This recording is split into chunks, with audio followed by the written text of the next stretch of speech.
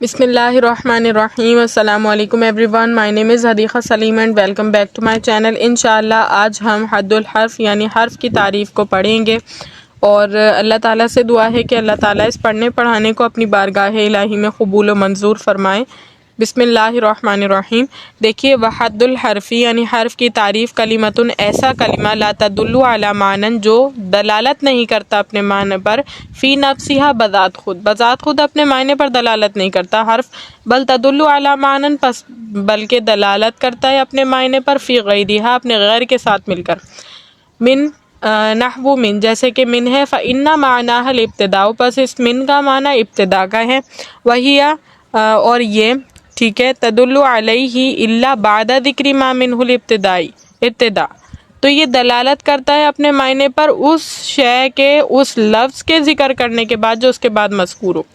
صحیح ہے۔ ما منہ الابتدا کل بصرتی والکوفتی جیسے کہ بصرہ اور کوفہ ہوں گے تو من اپنے معنی دے گا، ٹھیک ہے، بصرہ اور کوفہ نہیں ہوں گے تو من اپنے معنی بھی نہیں دے گا، ٹھیک۔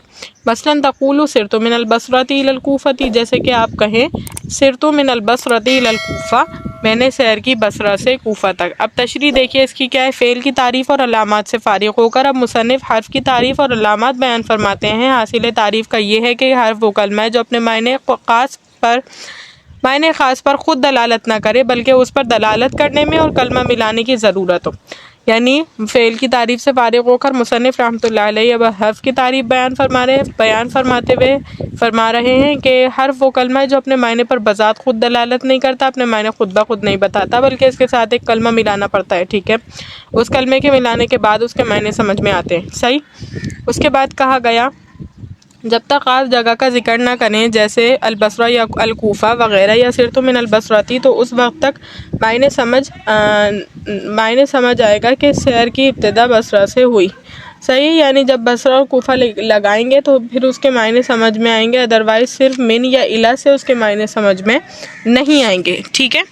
اچھا جی، اس کے بعد دیکھیے، اس کے بعد علامات ہے کہ وَعَلَامَاتُهُ أَلَّا يَصِحَّ الْإِخْبَارُ عَنْهُ وَلَا بِهِ، کہ علامات کیا ہیں، کہ علامت اس حرف کی یہ ہے کہ نہ صحیح ہو اس کا مخبر عنہ ہونا اور نہ ہی مخبر بھی، نہ اس کے ذریعے سے خبر دی جاتی ہے اور نہ یہ اس کے بارے میں خبر دی جاتی ہے۔ صحیح ہے۔ وَأَن لَا يَقْبَلَ علامات الاسماء ولا علامات الافعال، اور اس کی علامت یہ بھی ہے کہ نہ یہ اسم کی علامت کو قبول کرتا ہے اور نہ ہی فعل کی علامت کو قبول کرتا ہے۔ تشریح، حرف مخبر عنہ اور مخبر بھی یعنی مبتدا، فاعل، نائب الفاعل اور خبر اس لیے نہیں بن سکتا کہ اس کا معنی غیر مستقل ہے، اور مخبر عنہ اور مخبر بھی کے لیے معنی کا مستقل ہونا ضروری ہے۔ صحیح ہے، یعنی جو حرف ہے نہ وہ مبتدا بن سکتا ہے، نہ وہ فاعل بن سکتا ہے، نہ وہ خبر بن سکتا ہے اور نہ ہی وہ نائب الفاعل بن سکتا ہے۔ صحیح، کیوں نہیں بن سکتا؟ کیونکہ مخبر عنہ یا مخبر بھی بننے کے لیے مستقل معنوں کا ہونا ضروری ہے، جیسے کہ اسم اور فعل میں پائے جاتے ہیں۔ صحیح، اسم میں پائے جاتے ہیں، لیکن حرف میں کیونکہ نہ مخبر عنہ ہونے کی صلاحیت ہے نہ مخبر بھی ہونے کی صلاحیت ہے، اسی وجہ سے حرف کسی بات کی صلاحیت نہ رکھنے کی وجہ سے کچھ بھی نہیں بنتا، یعنی نہ مخبر بھی بنتا ہے اور نہ ہی مخبر عنہ بنتا ہے، ٹھیک ہے۔ وَلِلْحَرْبِ فِي کلام العربی فوائد کالربط بین الاسمین، اور حرف کے لیے حرف کے فی کلام العربی اس کلام عرب میں فوائد ہیں۔ صحیح ہے، فوائد ہیں، فائدے ہیں، کالربط جیسے کہ ربط، بین الاسمین دو اسموں کے درمیان، نحو اس کی مثال زید فی الدار زید گھر میں ہے، اوی الفعلین یعنی زید فی الدار اس میں مثال کیا دی آپ کو کہ زید اور دار کی مثال دی کہ دو اسموں کے درمیان کبھی ربط ہوتا ہے، دو اسم تھے زید اور دار، صحیح، ان دونوں میں ربط کیسا پیدا ہوا؟ فی کے داخل ہونے کی وجہ سے، اوی الفعلین، اور کبھی یہ ربط جو ہے دو فعلوں کے درمیان بھی ہو جاتا ہے، جیسے ارید ان تضربا، ٹھیک ہے، کہ میں چاہتا ہوں کہ میں تمہیں ماروں، او اسم و فعل، اور یہ بھی ممکن ہے کہ ایک اسم اور ایک فعل کے درمیان یہ ربط پایا جائے، جیسے کہ ضربت بالخشبۃ، ٹھیک ہے، ضربت جیسے کہ ضربت بالخشبۃ میں نے تجھے لکڑی سے مارا، اوی الجملتین نحو یا پھر دو جملوں کے درمیان ہو، نحو ان جاءنی زید अकरमतुहु, کہ اگر میرے پاس زید آیا اکرمتہو تو میں اس کا اکرام کروں گا، وغیر ذالک من الفوائد، اور اس کے علاوہ بھی فوائد ہیں، التی تعریفها فی القسم الثالث انشاءاللہ تعالی، اور اس کے علاوہ بھی کچھ فوائد ہیں جن کو آپ فصل ثالث میں، قسم ثالث میں پڑھیں گے انشاءاللہ۔ صحیح، اب ترجمہ آپ نے پڑھ لیا، اس کے بعد تشریح دیکھیے۔ تو تشریح میں یہ بتایا گیا ہے کہ یہ عبارت ایک سوال کا جواب ہے، یعنی سوال کا جواب دیا ہے انہوں نے کہ ربط والی بات کہی کہ یہ عبارت ایک سوال کا جواب ہے۔ سوال یہ ہے کہ حرف جب نہ مخبر عنہ و مسند الیہ ہوتا ہے اور نہ مخبر بھی و مسند، تو پھر اس سے بحث کرنا بیکار ہے۔ جواب مصنف نے جواب دیا کہ حرف کے کلام عرب میں بہت سے فائدے ہیں، لہذا بحث کرنا بیکار نہیں ہے۔ مثلاً دو اسموں میں ربط پیدا کرنا ہے، جیسے زید فی الداری، زید گھر میں ہے۔ اس مثال میں اگر حرف فی نہ ہوتا تو زید کا گھر میں ہونا نہ سمجھا جاتا، جبکہ مقصود یہی ہے۔ صحیح ہے کہ کہہ رہے ہیں کہ اسم کے نام حرف جو ہے، جب حرف کے بارے میں یہ کہہ دیا کہ وہ نہ مخبر بھی ہوتا ہے نہ مخبر عنہ ہوتا ہے، تو یہ اشکال پیدا ہو سکتا تھا کہ کلام عرب میں حرف تو بے فائدہ ہے اور بے فائدہ کا ذکر کرنا ممکن نہیں ہوتا، یعنی بے فائدہ کا ذکر کرنا مجہول ہے، فضول ہے، ٹھیک ہے۔ لیکن بتایا یہ جا رہا ہے کہ حرف کا کلام عرب میں فائدہ ہے، اور وہ فائدہ یہ ہے کہ ربط پیدا کرتا ہے دو اسموں کے درمیان، دو فعلوں کے درمیان، ایک اسم ایک فعل کے درمیان۔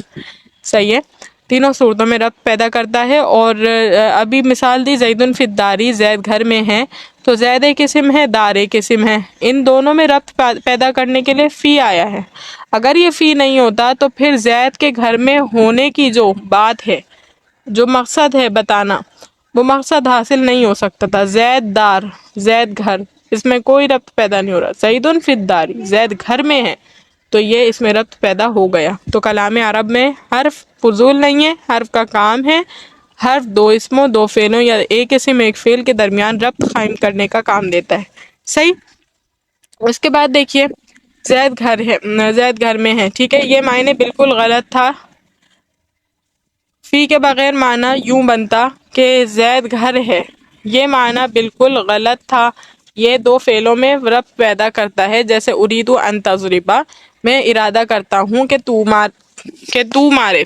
اس مثال میں ان حرف مصدر نے اریدو اور تضرب دو فعل، تضربہ دو فعلوں میں ربط پیدا کر دیا ہے، پیدا کر دیا کیونکہ مقصود تھا کہ تضربو کو اریدو فعل کا مفعول بنانا، اور یہ بغیر ان مصدریہ کے نہیں بن سکتا، ٹھیک ہے۔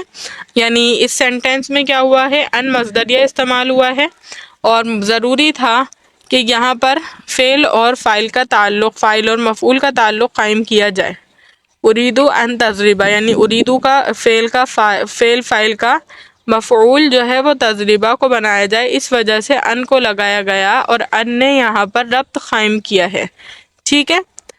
تو مفعول بنا دیا جائے، ربط دیتا ہے، جیسے ضربت بالخشبۃ، اور کبھی کیا کرتا ہے یا اسم اور فعل میں ربط دیتا ہے، جیسے پہلی مثال دو اسموں کی تھی، دوسری مثال دو فعلوں کی تھی، تیسری مثال ایک اسم اور ایک فعل کی ہے، جیسے ضربت بالخشبۃ، مارا میں نے لکڑی کے ساتھ۔ اس مثال میں با حرف جر نے ربط دیا ہے، اس لیے کہ اس جگہ مقصود ہے خشبہ کو ضرب کا آلہ اور واسطہ بنانا، ٹھیک ہے۔ تو اس میں کیا ہوا، ضربت بالخشبۃ میں با داخل ہے، اور اس نے کیا کیا، خشبہ کو ضرب کا آلہ اور واسطہ بنانا یہاں پر مقصود تھا، تو اس میں با داخل کیا گیا۔ اور اگر یہ با نہیں ہوتا اور یہ مقصود بغیر با کے حاصل نہیں ہو سکتا، اگر با کو گرا دے تو ضربت الخشبہ پڑھیں تو معنی ہوگا مارا میں نے لکڑی کو، اور یہ معنی بالکل غلط ہے، لکڑی کو کوئی مارا ہے، لکڑی سے مارا ہے۔ یا دو جملوں میں ربط پیدا کرتا ہے، جیسے جاءنی زید اکرمتہ، اگر زید میرے پاس آیا تو میں اس کی عزت کروں گا۔ اس مثال میں ان حرف شرط نے ربط دیا ہے، اور مقصود اس مثال سے اکرام کو مجیت کے ساتھ معلق کرنا ہے۔ صحیح، اکرام کے ساتھ معلق کرنا ہے، اکرام کو مجیت کے ساتھ معلق کرنا ہے کہ اگر وہ آیا، آنے پر ڈیپینڈنٹ ہے، ٹھیک ہے، کہ اگر وہ آیا تو میں اس کا اکرام کروں گا۔ صحیح، اس کے بعد اور یہ مقصود بغیر حرف شرط کے حاصل نہیں ہو سکتا تھا، اور حرف شرط یعنی حرف ان حرف شرط حرف وَيُسَمَّى حرفاً لِوُقُوعِهِ فِي الْكَلَامِ حرفاً أي طرفاً، اور یہ کہلایا جاتا ہے حرف اس لیے کلام عرب میں لِوُقُوعِهِ فِي الْكَلَامِ کلام میں پائے جانے میں حرفاً أي طرفاً یعنی کنارے میں، کلام میں کنارے پر پائے جانے کی وجہ سے یہ حرف کہلاتا ہے۔ تشریح ہے، یہاں سے مصنف رحمۃ اللہ علیہ حرف کی وجہ تسمیہ بتلاتے ہیں۔ خلاصہ یہ ہے کہ حرف نحوی کا نام حرف اس لیے رکھا گیا ہے کہ حرف کا معنی ہے طرف اور طرف کا معنی ہے کنارہ، جیسے جلست حرف الوادی ای طرف الوادی۔ صحیح ہے، کہہ رہے ہیں کہ حرف کا نام حرف رکھنے کی وجہ یہ ہے کہ حرف جو ہے اس کے معنی لغت میں کنارے کے آتے ہیں، کارنر کے آتے ہیں، ٹھیک ہے، صحیح۔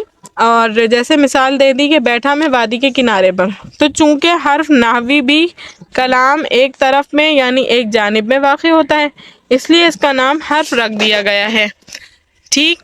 اس لیس مقصوداً بالذاتی مثل المسند والمسند الیہ، اس لیے کہ مقصود بالذات نہیں ہوتا جیسے مسند اور مسند الیہ ہوتا ہے۔ تشریح کیا عبارت ایک سوال کا جواب ہے۔ سوال، ہم نہیں مانتے کہ حرف کلام کی ایک طرف میں واقع ہوتا ہے، کیونکہ زید فی الداری میں حرف فی اور ارید ان تضربہ میں حرف ان تضربہ میں حرف ان اور ضربت بالخشبتی میں با درمیان میں واقع ہے۔ انہوں نے کہا ہے نا کہ کنارے میں واقع ہوتا ہے حرف، تو مثالیں بطور دلیل پیش کی گئی کہ ہم آپ کو مثالیں دکھاتے ہیں کہ حرف تو درمیان میں داخل، کبھی درمیان میں ہے، صحیح، اور کبھی یعنی اس کی پوزیشن ڈسلوکیٹ ہو رہی ہے، یعنی ہر وقت آخر میں موجود نہیں، کنارے میں موجود نہیں۔ جیسے یہاں دیکھیں زیدن فی الداری، فی جو ہے وہ درمیان ہے دار اور زید کے، صحیح۔ اسی طرح ارید ان تضربہ میں بھی ان حرف درمیان میں، اور ان ضربت بالخشبتی میں با بھی درمیان میں۔ تو کہہ رہے ہیں کہ ہم تو آپ کو مثالیں دکھاتے ہیں جس میں حرف تو کنارے پر نہیں ہے، درمیان میں بھی استعمال ہوا ہے، تو ہر بات درمیان میں واقع ہے، ٹھیک ہے۔ یعنی اس کا اشکال کیا تھا ان کا، کہ اشکال انہوں نے کہا کہ آپ نے کہا تھا کہ کنارے میں واقع ہوتا ہے، حرف کو حرف اس لیے کہتے ہیں کہ حرف کے لغوی معنی جو ہیں کنارے کے ہیں، اور حرف کنارے میں واقع ہوتا ہے، اس لیے ہم نے کیا کہا ہے، حرف جو ہے نا حرف ہے، صحیح۔ لیکن مصنف رحمۃ اللہ علیہ نے اشکال کے دور کرنے کے لیے یہ عبارت بات ذکر کر دی کہ کنارے میں داخل ہونے کا، واقع ہونے کا مطلب یہ نہیں کہ کنارے میں کلام کے کنارے میں موجود ہو، بلکہ مطلب یہ ہے کہ وہ مقصود بالذات نہیں ہوتا، مسند مسند الیہ نہیں ہوتا۔ امید کرتے ہوں لیکچر اچھی طریقے سے سمجھ آ گیا ہوگا۔ اللہ تعالیٰ سے دعا ہے کہ اللہ تعالیٰ اس پڑھنے پڑھانے کو اپنی بارگاہ الہی میں قبول و منظور فرمائے۔ وآخر الدعوانا الحمد للہ رب العالمین۔ السلام علیکم۔